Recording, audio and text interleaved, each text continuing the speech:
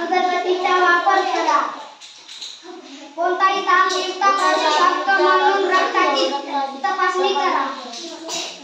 क्लोरोकिनची गोळी, क्लोरोकिनची गोळी, क्लोरोकिनची गोळी,